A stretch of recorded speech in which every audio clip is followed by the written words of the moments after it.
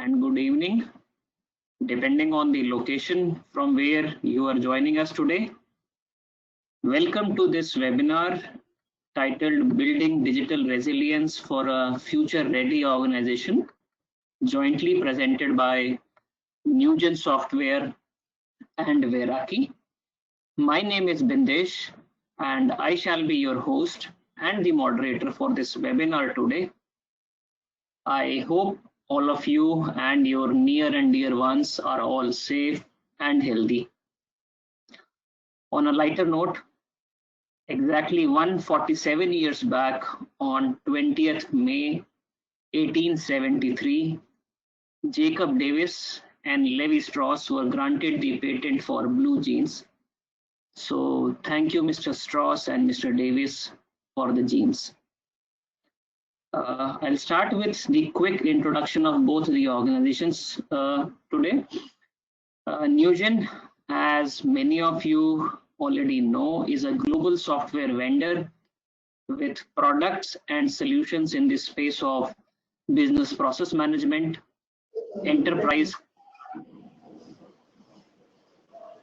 content management, and customer communication management.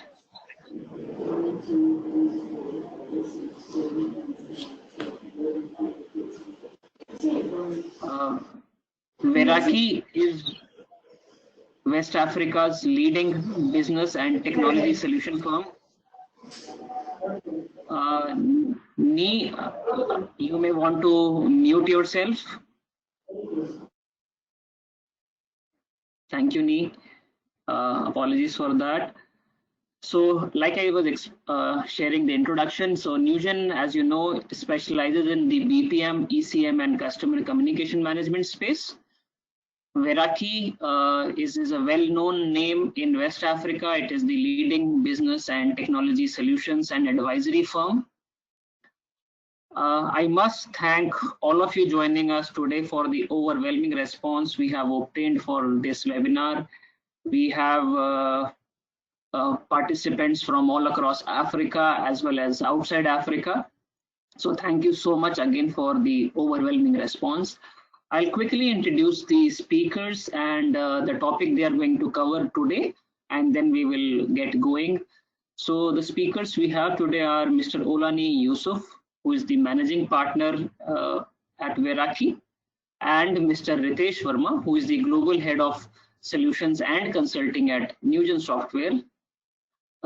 Ni, like I said, is the managing partner at Verraki, and he also leads the social sector practice for the firm. He leads the firm in its mission to transform African enterprises and government via smart, future-focused solutions and business insights. Prior to Verraki, he has worked at Accenture, Arthur Andersen, and JKK in a career spanning over 30 years. In his last role, he was the country MD for Accenture in Nigeria and was responsible for all aspects of the firm's strategy, team, and operations. He holds a combined honors degree in computer science and economics from Obafemi Awolowo University in Nigeria. Our next speaker is Ritesh Varma, who heads the global practice for business solutions and consulting.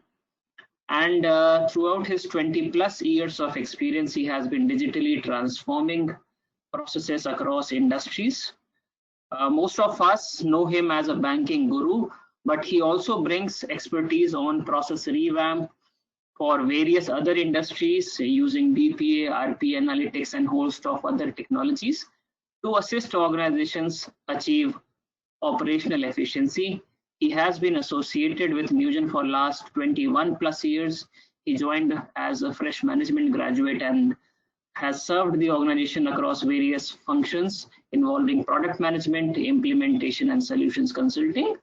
He holds an MBA and is an alumnus of the prestigious St. Stephen's College in Delhi. The first presentation would be by Ni, and Ni is going to talk to us today about what exactly is digital resilience, why it is perhaps required, what are the pillars of digital resilience, what potential opportunities it throws upon us, and let's say if COVID was not here, was this topic even relevant then? I personally feel it was still relevant. After Ni's presentation, we'll have Ritesh talk about how platforms like Newgen are playing their part in digital resilience journey, how market dynamics have changed, and in those changing dynamics, how we have helped some of our customers across different industries. At end of the presentations, we will have a Q&A session. If any of you have any questions, we request you to type your questions in the question window of your GoToMeeting anytime during the webinar, and I'll be happy to take them up with the speakers at end of the session. Okay, so with that, without further ado, over to you, Ni, for the first presentation.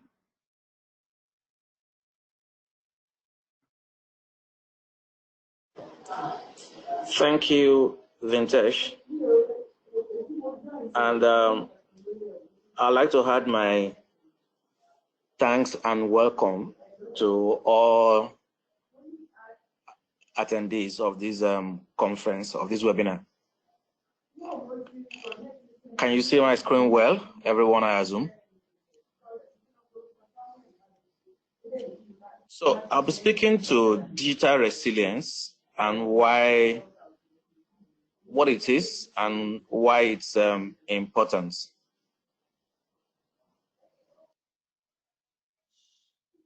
The general definition is that resilience is the ability for someone to bounce back from a negative situation. So resilience is the ability to respond to changes, so recover quickly from shocks. But I think for me, the bit about resilience that I like most is also that it's the ability to seize opportunities. So it's not just you responding to failure and recovering from shocks, but it's the ability to be able to seize opportunity as you respond to the changes in the environment.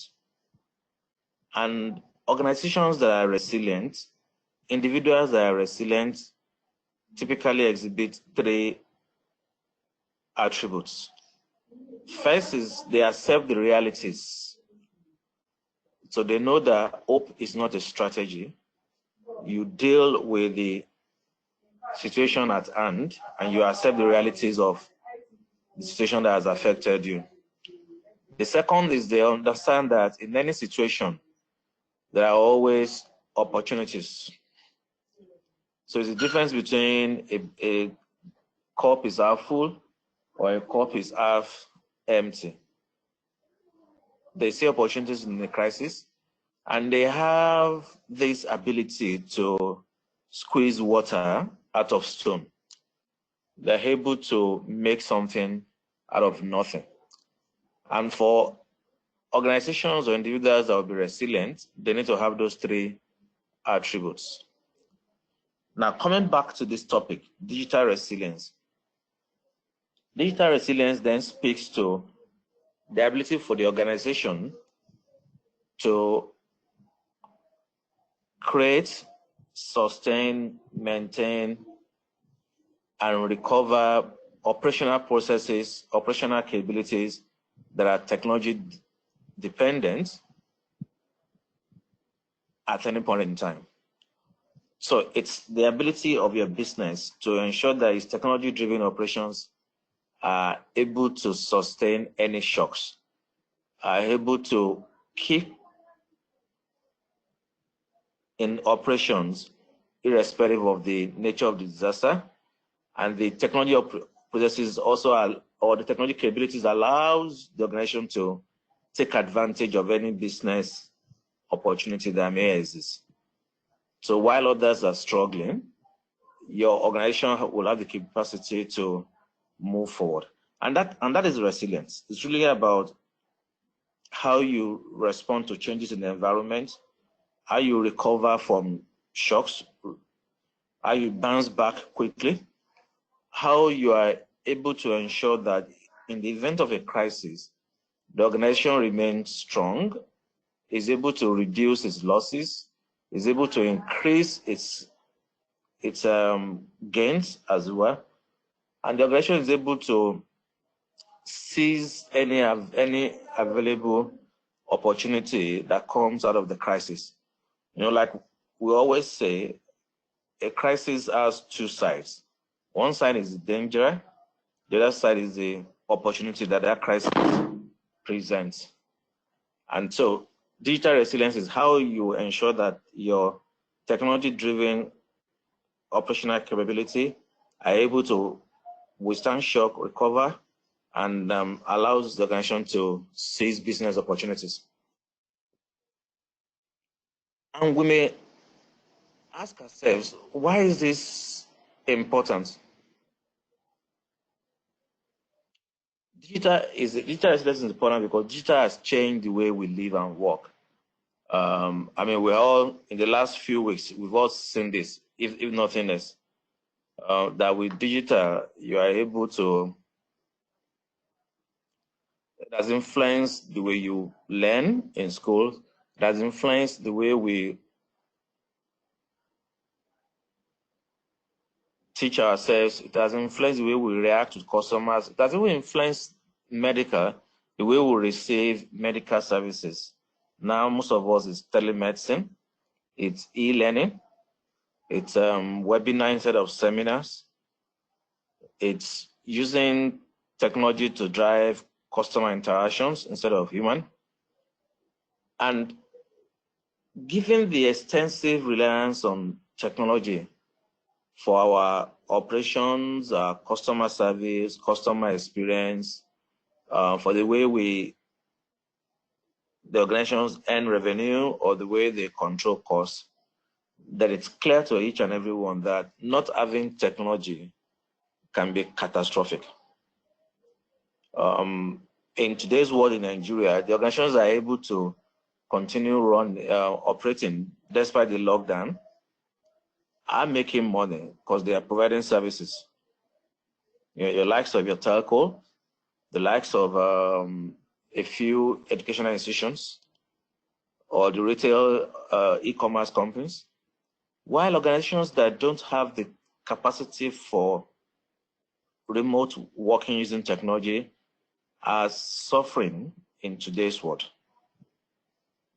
And so what can be the causes of business failures or disruptions? It could be as the one we are witnessing, pandemic or epidemics, or it could be something as simple as a curfew. So today in Nigeria, you cannot go out from 8 p.m. So that means if you're providing 24/7 service, if you are working at night, you can only do that remotely. It could be something as simple as traffic. If there's traffic gridlock and your staff can't get to work because they are stuck on Tom Mainland Road, or kidnapping. Or it could be cyber attack that takes down your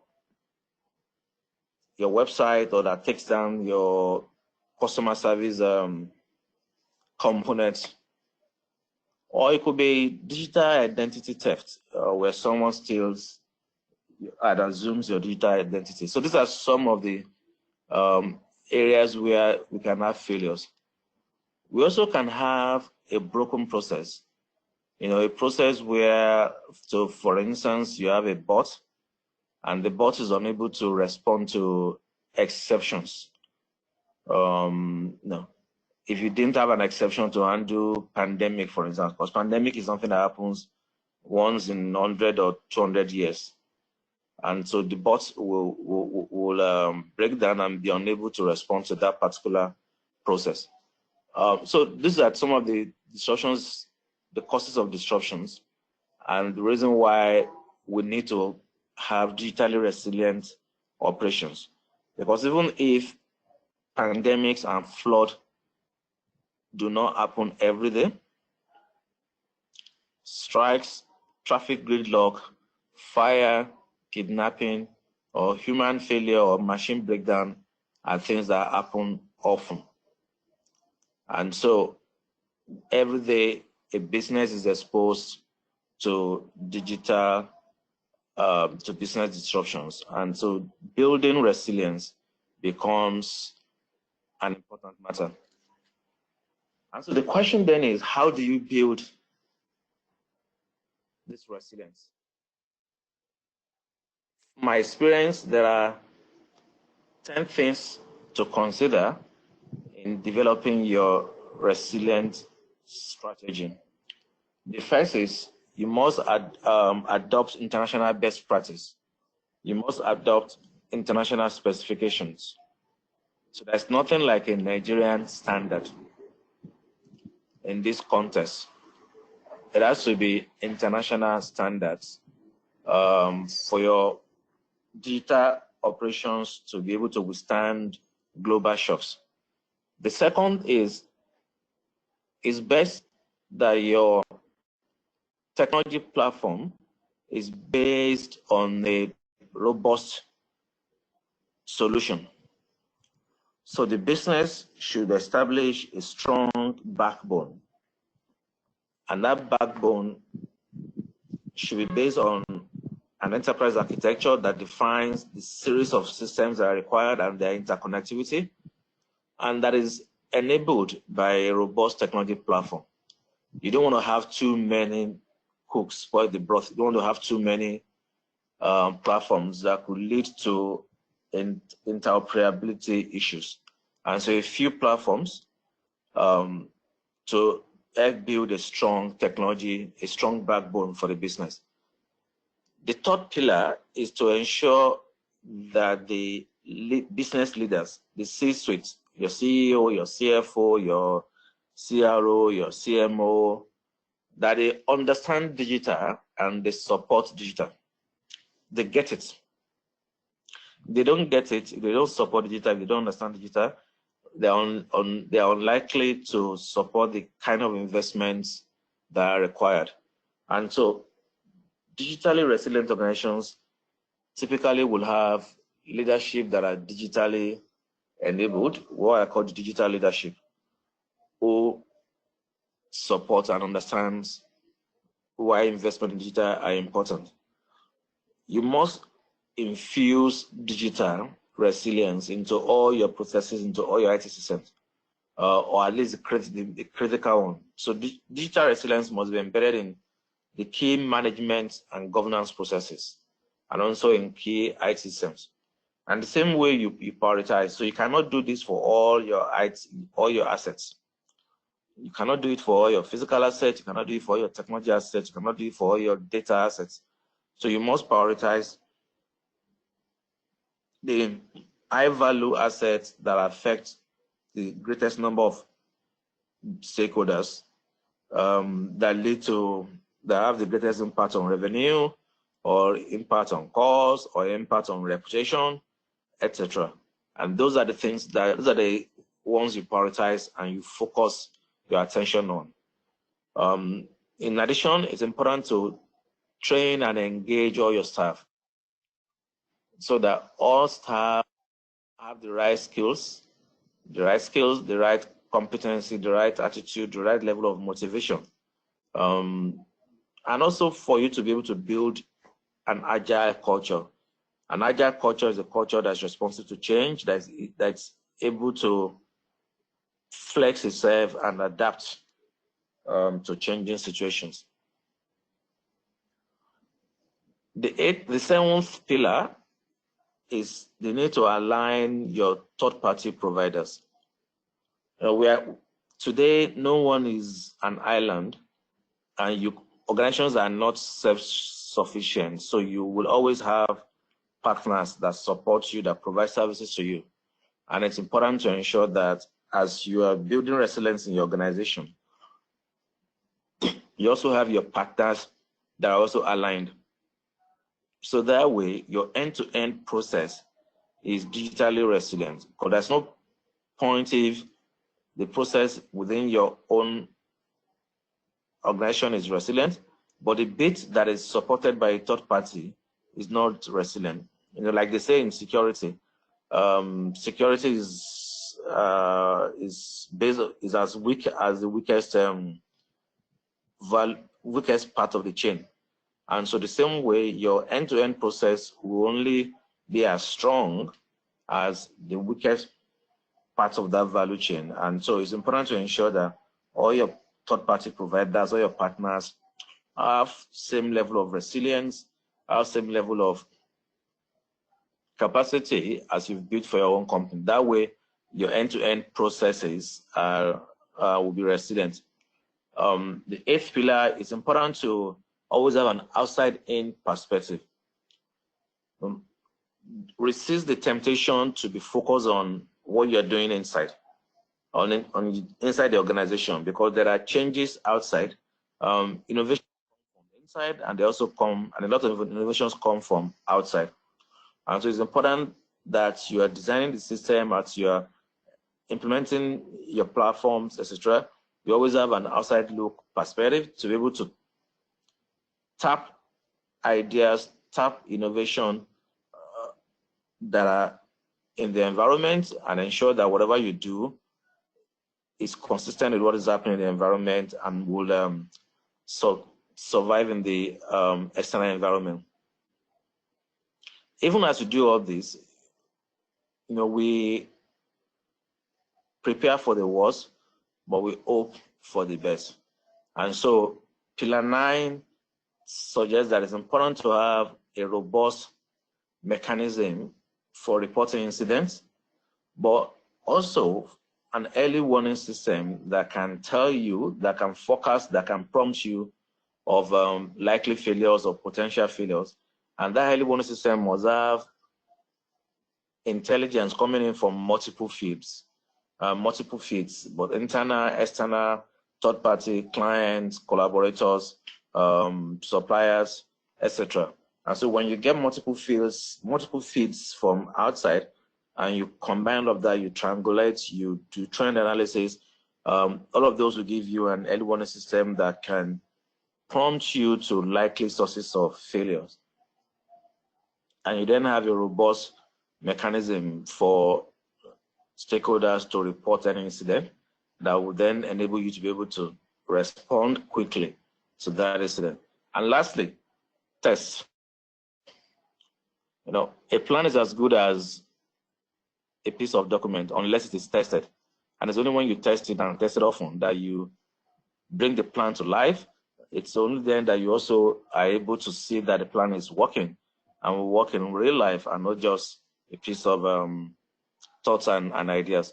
So these are the 10 pillars. Work to international standards, ensure you have a strong backbone that's based on an enterprise architecture and that's driven by a robust technology platform. Involve and ensure all your C-suite leaders are digitally savvy, they are digitally aware, and they support digital investment.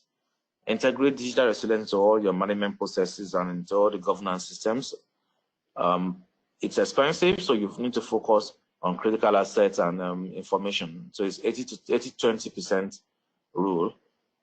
Engage all your staff, train them to have the right skills, and to also build an agile architecture. And as you do digital within the organization, you also need to ensure your third-party providers, your suppliers, your partners are all digitally aligned to ensure that your end-to-end process is digitally resilient.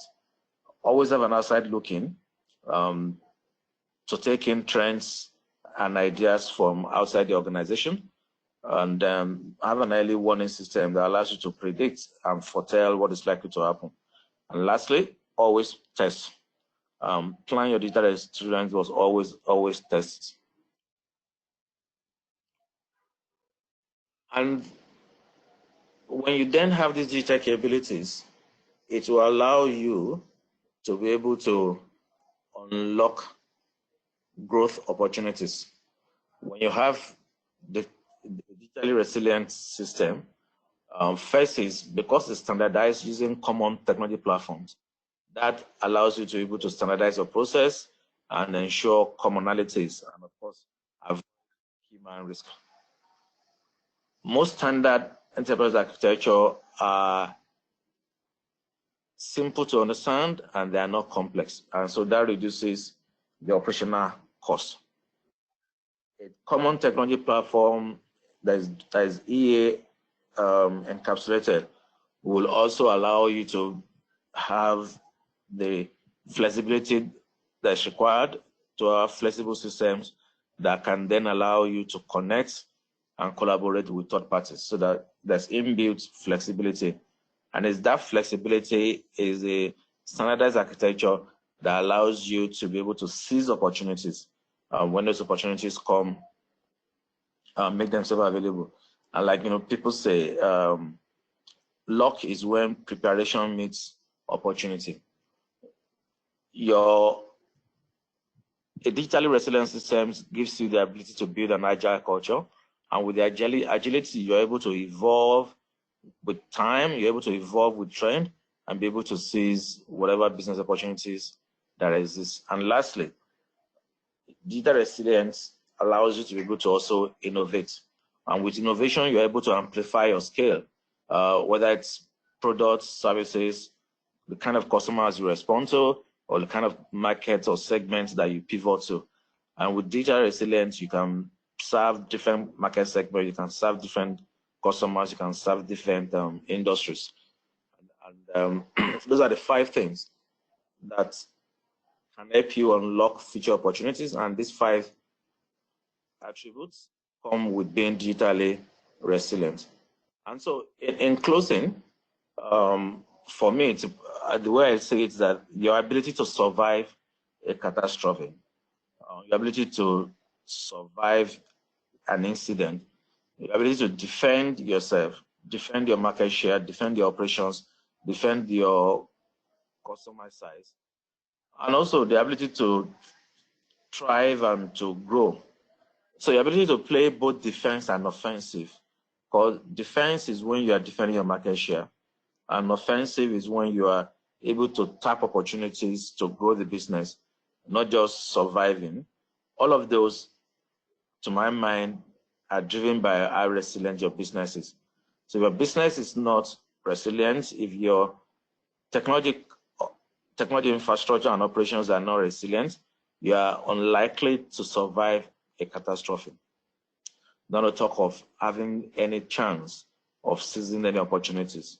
And so, to my mind, for any company to be a going concern, they need to be able to demonstrate that the business is resilient, and be able to demonstrate that the technology operations are also resilient. Because right now, every business is a digital business, and digital drives everything, from the way you manage your people, manage your customers, or earn revenue. And so that for me is why this topic is important. And I hope that being able to share a few of my thoughts, and I look forward to interacting during the Q&A sessions. So thanks, Bindesh. I'll hand over to you now. Thank you, Nee. Great presentation. I think some wonderful takeaways. I think I really liked the aspect where where basically you talked about that it has to be about defense plus offense. So you can't just be one strategy. And I think among those 10 pillars was really great. I think I personally sort of resonate a lot with the digital leadership point. Your CXO buy-in has to be there for any such initiative to succeed, as well as the points that it's high time that organizations start looking outside in. There has been a huge tendency, and I think you really brought in your presentation, that traditionally we have been a lot inside out. What products do we have, how do we take it to market? But it's time that we now start looking at outside in. So I think that was captured very well. Thanks again. I'll come back to you during Q&A. Over to you, Ritesh, for your presentation. Thank you, Bindesh. And I hope everyone is keeping safe. Thank you, Bindesh, again. Now, I understand that post the great presentation done by Nee, where we were talking about the resilience and how it can help us survive these times, we all have been under lockdown under various time periods now. In India, in Nigeria, in other parts of the world, we've all been kind of party to it, and it just goes against the social fabric that we are all built to handle. So lockdown has not only built in operational issues, but also psychological issues as well, which basically means that unavailability of branch staff, restricted field agent movements has put the whole kind of ecosystem at risk at the moment, and we are all facing business issues regarding it. Also, moving into the future, we don't know how social distancing would help the overall business as such. How can we work into the typical cramped call centers into social distancing? How would it affect business and overall issues? The health risks. So business continuity becomes a challenge.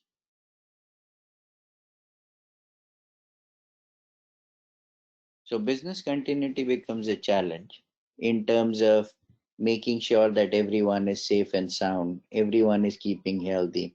So accessibility becomes a challenge. And finally, lack of customer service, because the old regulations were always having issues with people moving to an agency and getting their work done. In fact, it was so personal that if you had to kind of get your policy renewed, you'd first walk up to a uh, or want to talk to a call center executive before you take a decision to renew the policy or not with the same organization. So everything is going to change in the future. And that's what probably the gurus say. However, we still don't know how it's all going to kind of work on. But the fact of things remain that we all need to be resilient. We all need to kind of come out of it. The impact that it has on systems, the way we look at systems today, who's going to kind of get into the IT room, get things sorted, get computers back on, and get it done. So cloud becomes a very, very great example for things to happen. How customers would adopt to the new ways of working, to the new ways of interacting with people. The workplace and operations would change, which basically means that probably home is the new workplace that you'd be working out of for a long time. Many and organizations are giving up on real estate so that it can be worked upon. The experience that you have, whether you are kind of talking to someone over an internet or basically over a physical react kind of interaction, that will all kind of prove. I don't know how it will turn out to be in the future. So we all need to be prepared towards all these changes that are happening. The commerce and supply chain, the way that you look at the web of things is very, very different as to how it will be in the future. So building on resilience itself, Amazon has started to in some cases deliver through drones. So what has happened is that the entire thing which we were seeing in the future, the past 3 months have fast forwarded the overall thing that we do, the overall experience that we work on.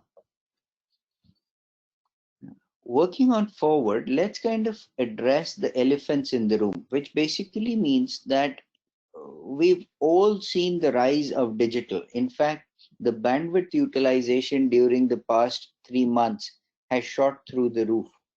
Everyone is probably on a bigger pipe and is handling things. But wasn't digital transformation always on the outlook for many an organizations? Didn't everyone want to get onto the portal, get on mobility, get on to new ways of doing it, which were truly digital? So while it was a fad till some time back, it has suddenly become a reality, right from supply chain to how you manage your vendors to how you access your insurance, how do you report a claim of motor damage. It has all changed and it will all change in the future. So all this is because we are trying to be resilient for future in times to come. Regulatory compliance is another area where we've all been faced challenges to. A bank is the best example. So banks are driven by regulation, which basically means walk up to the branch, get your documents signed, That's the only way that you can open an account. On the other end, there were always fintechs which were working out of a mobile device, and you could have a payment bank and everything set up out of a simple mobile device. So there has always been a regulatory technology war that has been going on between banks and fintechs. However, in today's times, this becomes a further reality that we've all been used to. But we are all in a crisis situation at the moment. We are in a state of war. This is probably the first time the entire world is standing together against a nano centimeter or a millimeter kind of uh, uh, uh, uh, uh, a problem that everyone is standing against, and they are unified. So all that the virus has done, probably good, is bringing the world together in its fight for kind of collaborating and doing away with it. So business must go on. That's the core motive that we've all been focused towards, and that's what we are building on. So if we look at it, this kind of an uncertainty affects all employees, customers, partners, operations, technology, strategy. We've all to be resilient in establishing business continuity in terms of how we look at it. So everything is affected. Every touch point that we look at is basically affected in today's times. And we have to look towards a resilient digital world at the in the future, which we will all be working towards. So Newgen works out on the reinvention part. We've always been ahead in terms of the innovation that we do. And we geared up quickly in order to establish a mantra for sustenance, adaptation, and thriving for the future. And that's how you build the resilience towards the entire the business as such.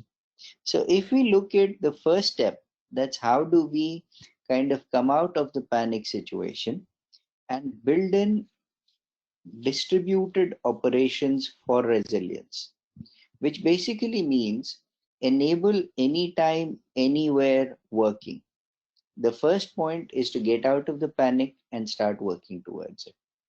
What we did with the bank in the US, we had already started to work along with them out of 240 branches, which were using a digitally automated platform into their operations.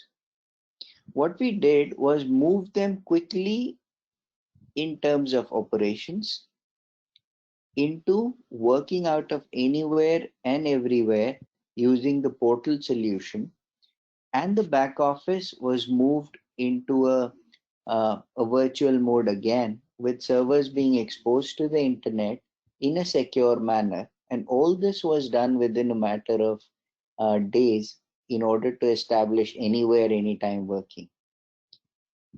The second point, which works towards adaptation, is to automate for quick wins. What we noticed was that in this time of crisis, US came out was the one of the first ones to come out with the concept of paycheck protection plan, where any SME business could apply for a loan and it would be further granted uh, a, a forgiveness if things turned bad. So something like a grants management was established and it was being worked on. So what we did, we worked on them in order to establish a resilient method for customer oriented processes to be done and worked on. And this was on a grants management kind of a system.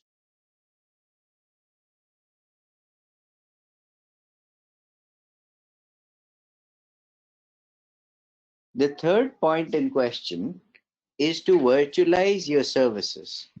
which basically means we've all been used to the concept of a brick and mortar shared service center. And we all appreciate that a shared service center would basically mean someone coming up to an office in the morning, it being served a cup of coffee right at the desk, chatting to a group of friends, and then finally getting into action and working on documents.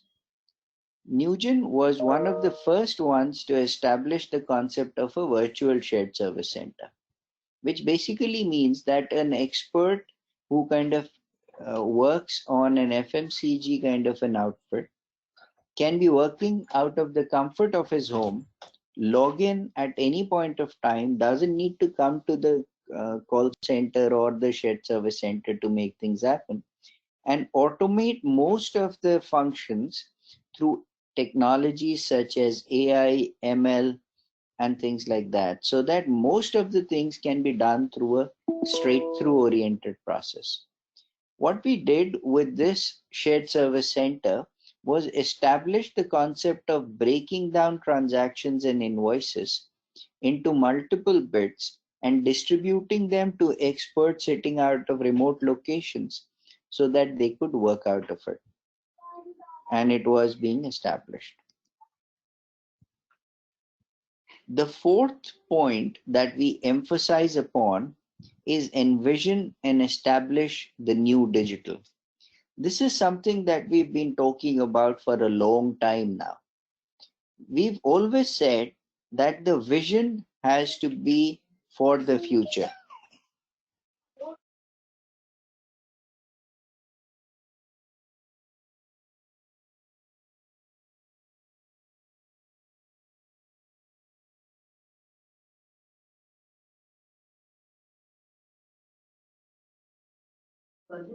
So the vision has to be for the future, and the digital platform has to be established so that it can be worked around. The digital platform would enable you to carry out customer experiences which are in the way of standardization of operations, improvise compliance, and deliver a consistent customer experience across various channels.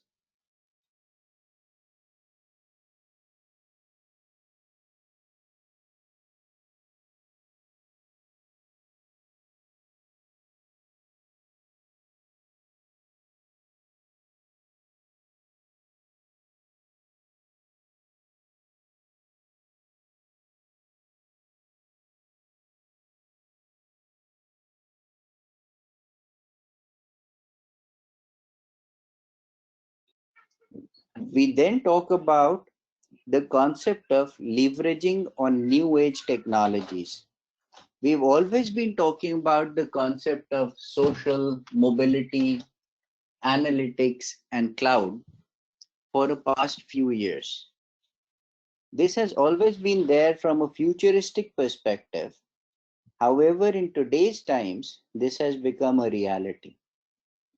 So the concept of SMAC is the new in thing, which has become a necessity for any resilient operation to work.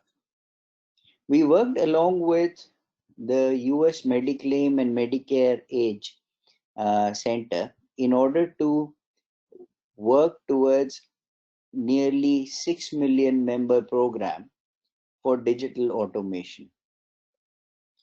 Apart from this, we also worked on majority of a lot of um, uh, a lot of consulting organizations in order to establish how they concentrate and work with each other in order to work in a collaborative way and establish a joint working presentation in order to make it work. The latest into the overall thing, what we are doing along with a few oil and gas companies, is that the online bid management systems are being worked around in terms of cloud and how they submit their documents through a portal, get it evaluated on a virtual mode using case management, and finally declaring results back on the portal is something that we've established very well for a lot of oil and gas companies in the Middle East and African region using these technologies.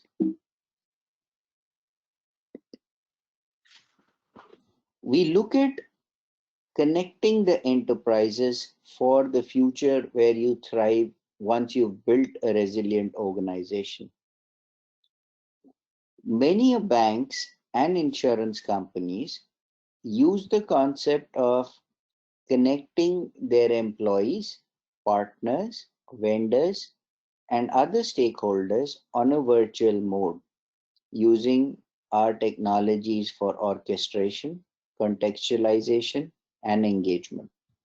So while we work towards automation of journeys and automation of the end-to-end transformation of things to kind of work towards. And finally, we work towards transformation of experiences. What we've done with leading insurance companies like Mass Mutual, Standard Insurance, and a few banks and organizations is towards transformation of experiences. How do you look at a journey from start to engagement and finally the overall enrollment of the customer is something that we do very well. What we've done with an insurance company is contextualize the journey in terms of establishing how would the customer now go about interchanging notes with the insurance company in case he has an issue. How can he complain or lead a request via the portal, via the social technology, or even a call? How would it be handled? And finally, how it would be resolved. So in the service management space, we worked with a lot of insurance companies in order to establish this. We see active traction in companies that are service oriented and even the enterprises for vendor relationship management in order to establish the next. What companies are seeing is that in the enterprise service management space, there would be a lot of issues pertaining to a call being handled by a call center. So that's where we see a lot of traction happening in the future. Finally, we encourage our esteemed customers to partner with ourselves for a comprehensive digital automation intelligent platform for a hyper automated world using BPM, ECM, CCM technologies for the next resilient organization that we all enable to build. Thank you very much.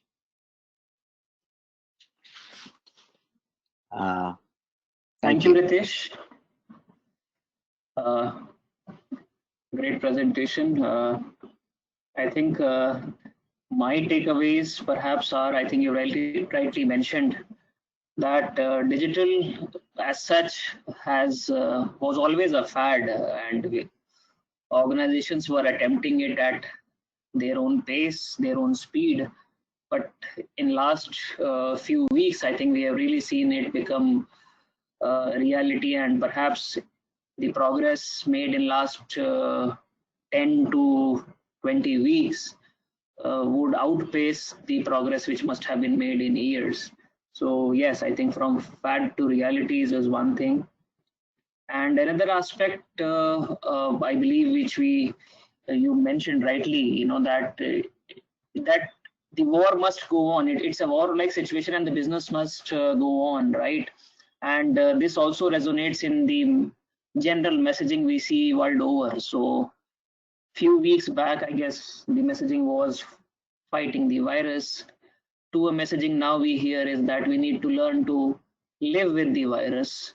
Similarly, I think we need to also look at as to how to bring, how to be resilient and make sure that whatever gaps this COVID situation has demonstrated in our organizations, we address that. And finally, I think uh, taking a more wholesome view of customer journeys. And I think this also resonates with what Nee mentioned in his presentation, that you can't really have broken processes. You can have a wonderful a portal, chatbots, but then how it links to your back office. Or let's say if the chatbot is not able to respond to a customer, then how that exception gets handled. So I think, yes, the wholesome view of customer journey and avoiding broken processes. So I realize that we probably have another 6 to 7 minutes left only. So while there are a lot of questions, I'll probably pick a couple of them each for me and Ritesh. So Ritesh, the first question is for you, which is that in these times of COVID, how have you transitioned as an organization to delivering projects? One would assume that projects of this magnitude require significant customer interactions. So, Ritesh, how would you respond to that? For sure, Bindesh, the expectations of customers were also in a state of panic. Our implementations were underway, and we had to start a few implementations for some major customers for us. And traditionally, customers expected us to be on site in order to make things happen. But the good part is, Bindesh, that customers have also adapted to the new normal. So while we were struggling, the customers were also struggling.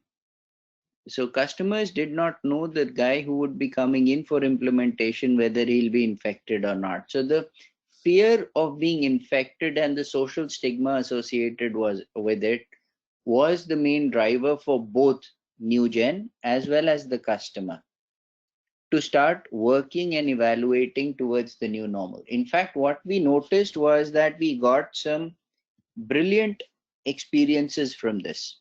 Why? Because on a video conference, when you were there in a more formal kind of a setup with the customer, those 2 hours that you spend on actually interacting with him to establish the needs, you were much more focused. The customer was much more focused. On the other hand, people or customers started to look at new ways of getting things delivered. For example, on the PPP program, the Paycheck Protection Plan program that we were talking, the customers were open to deployment of the whole system on a cloud, unlike anything in the past. So new ways of implementation actually got established. New normal of deployment actually got established. And I am really happy with the overall methodology that is being adapted for an implementation to happen, because it's much more efficient, and I think it's much more in tunes with the future. So apart from the social interaction that we always used to do and establish that personal connect on over a lunch and a dinner, I think that apart from that, most of the things are being sorted in the new implementation methodology, and it's much more efficient, I would say. Thanks, Ritesh. I think I agree with you, having seen some of it firsthand. In fact, many customers have expressed that, yes, they haven't seen this amount of productivity in projects. They haven't seen this level of productivity in, even when we were doing things on site. So I guess, yes, the new normal has probably brought in a lot of discipline and technology. There are technology tools, I think, which are available now, and this perhaps redefines the way implementations of enterprise applications may be looked at in future. In fact, we are doing one large implementation in Nigeria, and I think we have been, the progress made in last 1 month has been phenomenal. So I agree with you. The next question we have is for you, Nee.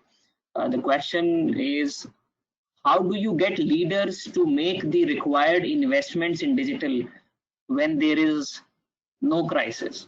I think an interesting question there. Yeah, thanks, Bentesh. Indeed, it's an interesting question. How do you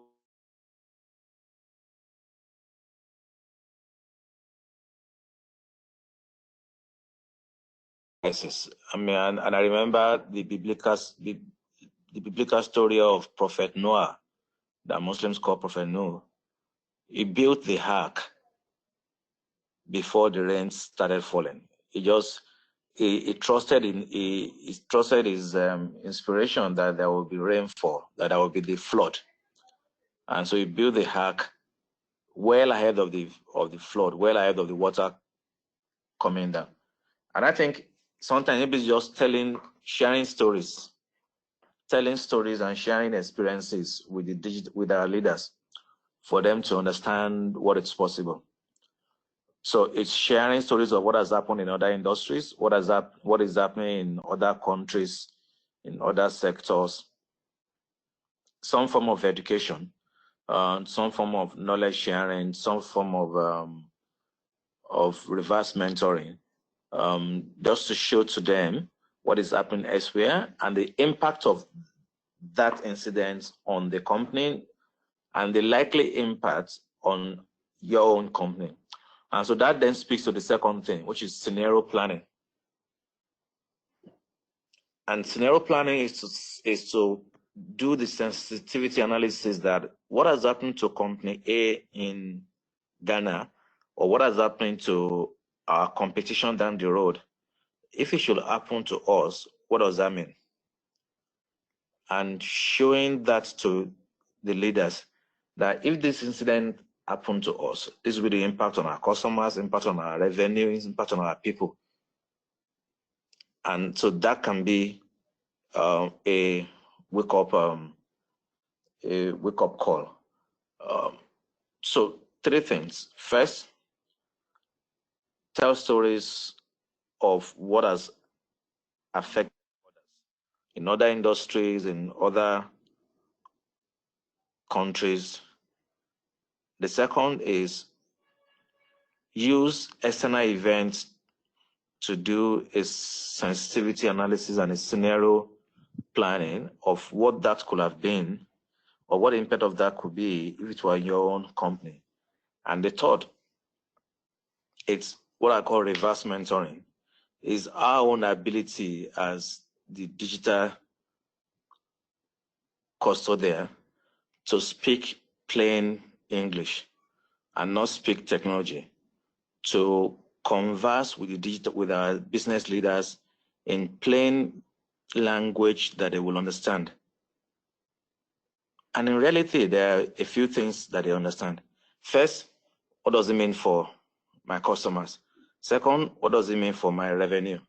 Third, what does it mean for my people? And so if we as the technical guys can speak in those 3 languages to the CEO, to the CFO, and say that this incident in Kenya, this incident that has affected company ABC, if it were to affect us, this would be the impact on customers, impact on our people, the impact on our revenue. I think if you show that, most business leaders will respond and respond in the right way. Thank you. Thanks, Nee. So I guess the mantra should be keep it simple and learn from others. In fact, this reminds bankers I met a few years back. He said good artists they copy, and great artists they steal. And I think what he was referring is that if somebody has already has an experience, then why don't you really learn from it rather than trying to reinvent the wheel? So if somebody has had some incidents, I think yes, we need to, all of us need to learn from it. We are really, I think running short of time. So one last question. This is for you, Ritesh. Are there any new areas of automation which have come up due to COVID? So very quickly, Ritesh, and then we wrap up. There are a few great opportunity areas that have come up. Just to name a few, customer service becomes one of the main areas where a great impetus is there for a service request management. Enterprises are looking today to kind of have a health monitoring system where everyone is supposed to report their health status, and it's getting monitored from an overall perspective, which is very, very COVID specific. SME lending is and a grants management system in various domains is coming in, which is going to transform the way governments are going to work. And insurance, onboarding, merchant onboarding, and things like that. I think every industry is exposed to such a thing. And it's time to kind of redefine the overall thing. And as Nee mentioned, resilience is going to be the name of the game in the future. For that, multiple applications are coming up, and we'd be more than happy to support them at any point of time. Thank you, Vindesh.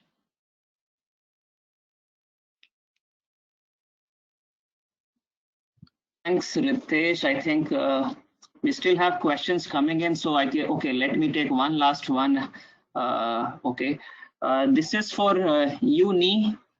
The question is, thank you for the great insight. What would be the approach if your business faces a new digital-driven business model disrupting your business development strategy? How does the digital business architecture stay resilient? So what would be the approach if one is being disrupted? Yeah, so I'll repeat the question. What would be the approach if your business faces new digital-driven business model disrupting your business development strategy? So I think it's more from a competition perspective, that if a competition brings in a digital-driven business model which disrupts your strategy, how does the digital, and the second part of the question is, how does the digital business architecture stay resilient? All right. So if you're facing competition, I think the first thing I like to do is to understand the nature of the competition, and second is to then find ways to collaborate with others in the ecosystem, so that if you collaborate with people with others in the ecosystem, then you can stand a better chance. It's like 10 of you collaborating to fight against one competitor is better than you going into the battle to fight with just that competitor. And so I like to change the game from a one-on-one competition to a one-to-many competition. And so I typically would suggest the organization collaborate with other stakeholders in the ecosystem to forge a common ground, and that common ground would typically create a level playing field that will neutralize the impact of competition. So it's collaboration, it's working with an ecosystem to face to battle the new competition, and that way you leverage things and you create a level playing field. The second question in terms of the business architecture, I think it starts with the people. I typically start everything with who. If you get the right people, they will find the right solutions, they will answer the right questions.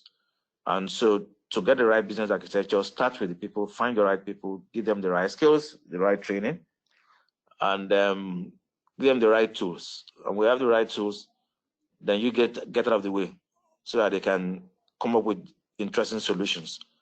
And so what that means, for instance, is in this digital world, your team must consist of young minds who are who are digitally savvy, who are the digital natives, who can think out of the box and who can think innovatively. And your own role as a leader is to get out of the way and help them clear roadblocks. They will solve the rest of the problem. Thank you. Thanks, Nee. I guess so. With that, we really are overshot our time by a good measure. So thank you everybody for joining. I'm sorry that we couldn't take all questions. We will, having said that, pass on these questions to the experts, and we will definitely get back to you with their responses on email. The recording of this webinar would be, I guess, made available on online channels as well. So thank you once again for joining today. I wish everybody to stay safe, stay healthy wherever you are. And thanks once more. Thanks to our speakers, Nee and Ritesh, for your wonderful presentations and sharing thoughts. Thank you so much for joining today.